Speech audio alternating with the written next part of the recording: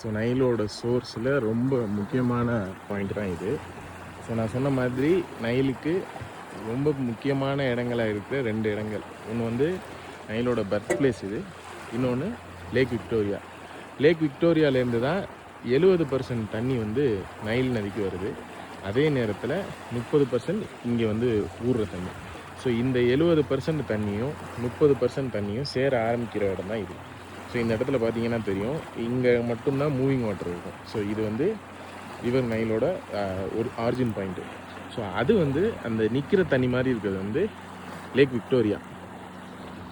So அதெல்லாம் தெரியுதுல்ல, அந்த தண்ணி ஃபுல்லாகவே lake Victoria. 68,800 square kilometres cover பண்ணியிருக்கிறது தான் இந்த லேக் விக்டோரியா. உலகத்திலே 2வது பெரிய லேக்.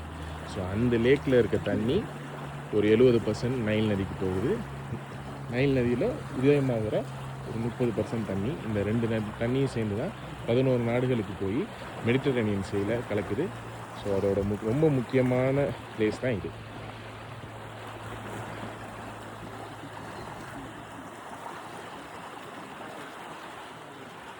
இந்த சவுண்டு வந்து ரொம்ப ஒரு மாதிரி ராட்சச தன்மையாக இருக்குங்க.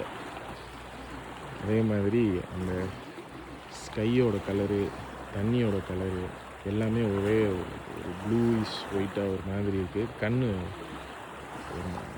பார்க்க முடியல. இந்த சைடு வந்து பயங்கர சூரிய வெளிச்சங்கள். ஸோ நைல் நதியோட பிறப்பிடத்துக்கு வந்தாச்சு. அதுக்கு தண்ணிக்கான காரணங்களையும் பார்த்தாச்சு. நம்மளோட சேர்ந்து நிறையா பேர் மீன் பிடிச்சிட்ருக்காங்க. சில பேர் குளிச்சுட்டு குளிர் காஞ்சிட்ருக்காங்க.